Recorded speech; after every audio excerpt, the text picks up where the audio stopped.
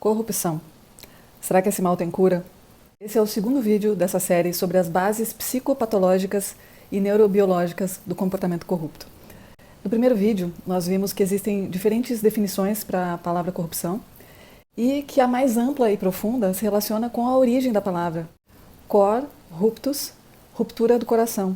Analisando essa definição, então nós chegamos à conclusão que se relaciona com uma cisão psíquica que gerou um congelamento emocional e um afastamento da natureza amorosa do ser humano. E nesse sentido, a humanidade poderia ser considerada uma espécie corrupta, já que nós estamos bastante desconectados da nossa essência amorosa. Porém, existem níveis de ruptura, e algumas pessoas estão mais desconectadas do que as outras. Algumas foram tão corrompidas que acabaram perdendo quase completamente a capacidade de sentir e, portanto, de amar. Essas formam a categoria mais patológica e perigosa de corruptos, que são os corruptos psicopatas. Aqueles que agem em benefício próprio, sem sentir medo, empatia ou remorso. E, portanto, sem pensar no sofrimento que as suas ações podem causar às outras pessoas. Mas o que é mais curioso é que, muitas vezes, eles não conseguem avaliar o sofrimento que eles mesmos podem ter com as suas atitudes.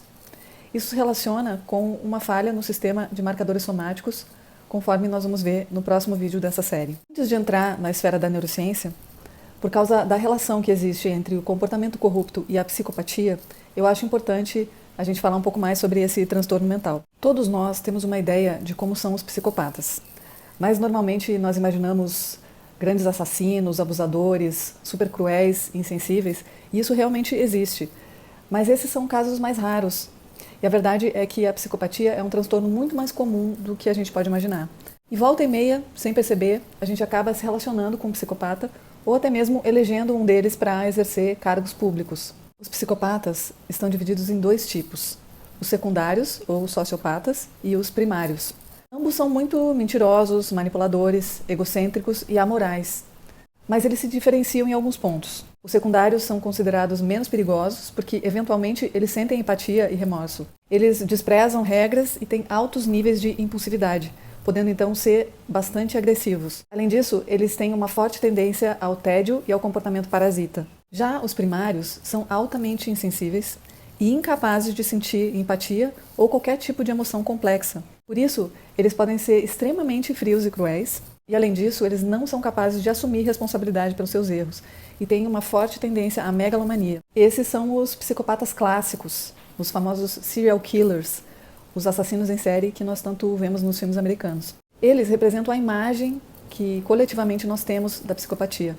Mas a verdade é que nem todo psicopata é um assassino, um torturador ou um abusador. Alguns deles são simplesmente estelionatários, ladrões, golpistas, ou muitos são simplesmente pessoas que aparentemente têm uma vida normal. Na maioria das vezes, os traços da psicopatia são imperceptíveis e só se tornam visíveis durante uma terapia, quando é possível enxergar além das máscaras sociais. Mas eu sempre me pergunto, será que esse pessoal faz terapia? Será que esses grandes corruptos que estão no governo ou no comando do crime organizado fazem qualquer tipo de trabalho de autoconhecimento? Eu aposto que não. Mas digamos que eles façam. Será que eles admitem os seus erros? Será que eles falam sobre os seus crimes? E mesmo que eles falem, será que adianta? Será que esse comportamento tem cura? Tecnicamente, a psicopatia é classificada como um transtorno sem cura. Mas a gente precisa lembrar que a nossa ciência ainda é muito materialista e considera apenas o nível físico da existência humana. Mas isso já está começando a mudar. Aos poucos, até mesmo a ciência começa a reconhecer a existência da dimensão espiritual da vida. E olha que curioso, eu estava aqui preparando esse vídeo quando eu recebi uma matéria que fala sobre a importância da espiritualidade no tratamento das doenças mentais, que foi um tema que pela primeira vez ganhou atenção especial no Congresso Brasileiro de Psiquiatria, que aconteceu há poucos dias em Fortaleza. Parece que desde o início da pandemia, a necessidade de considerar a dimensão espiritual do paciente no tratamento dos transtornos mentais se tornou muito evidente para os profissionais dessa área e hoje é uma tendência que, pelo jeito, veio para ficar. E foi dito no Congresso que a Associação Mundial de Psiquiatria e a Associação Brasileira de Psiquiatria defendem uma abordagem biopsico-sócio-espiritual que integre todas as dimensões do ser humano. Apesar disso, parece que a ciência ainda está longe de admitir a existência do espírito. Mas a neurociência já admite que o nosso cérebro foi desenhado para perceber e expressar o intangível, o intocável, o invisível. Nós somos seres simbólicos e buscamos algo que está muito além da simples sobrevivência. A busca do sentido maior da vida é uma necessidade inata do ser humano. Todos nós, consciente ou inconscientemente, estamos em busca de transcendência. E numa perspectiva espiritual, não existe doença sem cura, porque nada acontece por acaso. Tudo na vida tem um propósito, tudo tem um porquê, um pra quê, inclusive as doenças. E nessa visão, o propósito da doença é a própria cura. Então, se a gente se permitir ir além do materialismo e pensar que por trás desse corpo e dessa personalidade existe uma alma, uma psique, um corpo energético que, por mais invisível que seja, é o que nos anima e permite a vida no corpo, porque obviamente o corpo não tem uma vida própria. O corpo e o cérebro só funcionam porque existe um impulso vital, uma inteligência que coordena os processos psicobiológicos. E essa inteligência não é o cérebro. Ela se expressa através do cérebro, mas não se limita a ele. Vamos imaginar então que, mesmo depois da morte, a alma continua existindo e siga se expressando através das gerações. Olhando por esse ponto de vista, talvez a gente possa dizer que a cura da psicopatia seja um processo transpessoal e transgeracional. Pense comigo. Se realmente não houvesse cura para as doenças ditas genéticas ou inatas, e se não houvesse uma vida após a morte, qual seria o propósito da vida dessa pessoa que nasce assim? O determinismo genético é um paradigma que já foi ultrapassado. Graças à epigenética, hoje nós sabemos que as modificações genéticas que ocorrem a partir das nossas experiências de vida e da nossa convivência em sociedade podem ser transmitidas de geração em geração. E esse conhecimento não apenas nos traz esperança, mas nos faz refletir sobre o verdadeiro sentido da evolução. No sentido espiritual, evoluir é mais do que se tornar forte para sobreviver. Evoluir é transcender, é curar as nossas feridas emocionais, expandir a nossa consciência para a gente poder finalmente expressar o nosso potencial completo. Mas qual seria esse potencial? O que você acha? Qual é o maior potencial do ser humano? Compartilha comigo aqui nos comentários. Eu sei que pode ser difícil acreditar, mas a verdade é que de geração em geração nós estamos nos tornando uma espécie mais amorosa e pacífica. Ninguém sabe o motivo, mas as estatísticas mostram que a violência está diminuindo no mundo todo. E não é à toa que nós estamos vendo tantos movimentos de luta pelos direitos humanos, pela proteção dos animais e pela regeneração da natureza. Por outro lado, a corrupção no Brasil está aumentando. De 2 anos para cá, nós pioramos 2% no ranking do Índice Mundial de Percepção de Corrupção. Por que será? Será que o Brasil tem cura? Se a gente continuar elegendo psicopatas insensíveis para governar o nosso país, talvez não. Porque quem vai decidir se o Brasil tem cura ou não somos nós, concorda? Bom, agora vamos ver o que a neurociência nos diz sobre tudo isso. Do ponto de vista neurocientífico, o comportamento corrupto é uma inter-relação entre 2 importantes estruturas cerebrais. O sistema límbico, que envolve o sistema dopaminérgico de recompensa, e a amígdala, além de outras estruturas menos importantes para o nosso estudo aqui. E o sistema cortical, mais especificamente o lobo frontal ou o córtex pré-frontal. Basicamente, o sistema límbico é responsável pelos impulsos básicos de sobrevivência e o córtex é responsável pela modulação desses impulsos. De forma simplificada, a gente costuma dizer que o sistema límbico é o cérebro emocional e o sistema cortical é o cérebro racional. Enquanto o sistema límbico nos impulsiona a obter recompensas imediatas, com base em respostas emocionais, e sempre buscando a satisfação dos nossos desejos e necessidades individuais, o sistema cortical inibe esses impulsos, nos levando a avaliar de forma racional quais são as escolhas mais adequadas para a vida em sociedade, visando recompensas mais duradouras e a expressão de impulsos relacionados a valores éticos. O comportamento humano sempre vai ser o resultado dessa inter-relação entre impulsos mais primitivos e impulsos civilizatórios. Quando ocorre um desequilíbrio ou uma unilateralidade entre esses 2 sistemas, então nós começamos a ter uma patologia.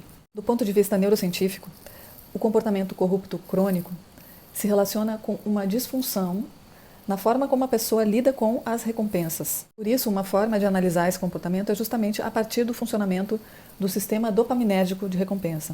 O dopaminérgico vem de dopamina, e a dopamina é o neurosubstrato das recompensas. Recompensa é sinônimo de prazer. Quando a gente fala de recompensa, a gente fala de uma determinada neuroquímica que produz um estado de bem-estar e satisfação. A dopamina nos ajuda a identificar possíveis recompensas, a ter motivação para obter essas recompensas, além de nos ajudar a formar hábitos, quer sejam positivos ou negativos. Porque nós podemos vir a sentir prazer com experiências que podem ser negativas ou se tornar negativas. Quando a gente tem uma experiência prazerosa, uma certa quantidade de dopamina é liberada no nosso cérebro, produzindo uma excitação intensa, porém momentânea, já que o tempo de vida da dopamina no cérebro é muito curto. Quando isso acontece, o cérebro registra uma memória e da próxima vez que a gente estiver diante da possibilidade de repetir essa experiência, uma nova quantidade de dopamina vai ser liberada, nos oferecendo então uma degustação do prazer que a gente pode vir a sentir com aquela experiência. A tendência então é a gente querer repetir essa experiência e dessa forma uma nova rede neural começa a ser desenhada, um novo hábito começa a ser formado. Até aqui tudo bem. O problema é quando, pelo excesso de dopamina, o hábito se transforma em um vício. Nesse caso, a única maneira de mudar o comportamento é através de um estímulo competitivo, algo que tenha valor para a pessoa e que estimule a vontade dela de mudar. Por exemplo, quando a pessoa viciada começa a ter problemas no trabalho, nos relacionamentos, quando ela começa a perder dinheiro por causa da droga, isso é um estímulo competitivo. Mas quando o cérebro é constantemente banhado por uma quantidade excessiva de dopamina, como acontece com os viciados em drogas pesadas, isso prejudica os receptores neurais e, com o tempo, eles se fecham e morrem. Essa é a causa da resistência, que faz com que a pessoa precise de quantidades cada vez maiores de droga para poder sentir o mesmo efeito. E a partir daqui, o risco de overdose é muito alto.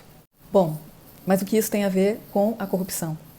Do ponto de vista da neurociência, o comportamento corrupto crônico se compara ao comportamento dos usuários de drogas, porque o dinheiro, dependendo da quantidade, pode ser altamente viciante.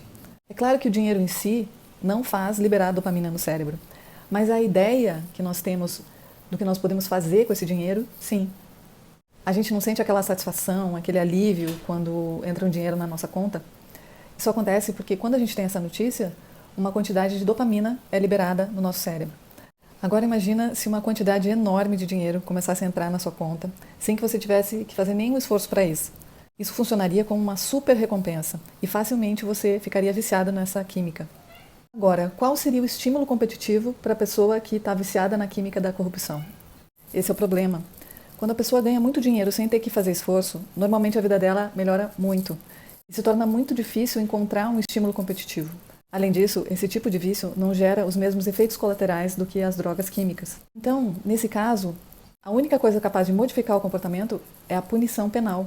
Mas se a pessoa, além do mau caráter, tiver traços fortes de psicopatia, é possível que, mesmo assim, o comportamento não mude. Por outro lado, se ela for um sociopata leve, as chances do comportamento ser corrigido são mais altas. Então, o que leva uma pessoa que já roubou muito e que tem muito dinheiro a continuar roubando, mesmo sabendo que ela pode ser punida e que pode estar prejudicando muitas pessoas por causa disso? Por 3 razões. Primeiro, porque ela está viciada na química da corrupção. Segundo, porque não existe um estímulo competitivo. E terceiro, porque essa pessoa é incapaz de sentir empatia pelas pessoas que ela prejudica. E como nós vamos ver no próximo vídeo, essa insensibilidade se relaciona com o mau funcionamento do sistema límbico e do sistema de marcadores somáticos. Bom, até aqui a gente viu como o comportamento corrupto se torna compulsivo. Mas o que leva uma pessoa a dar o primeiro passo, a cometer o primeiro crime? Por que algumas pessoas têm essa ousadia e outras não? Por que algumas pessoas se tornam corruptas e outras não? Esses são alguns dos tópicos que eu vou abordar no próximo vídeo dessa série. Se você gostou desse conteúdo, apoie o meu trabalho, curtindo, compartilhando e comentando. E a gente se vê em breve. Até já!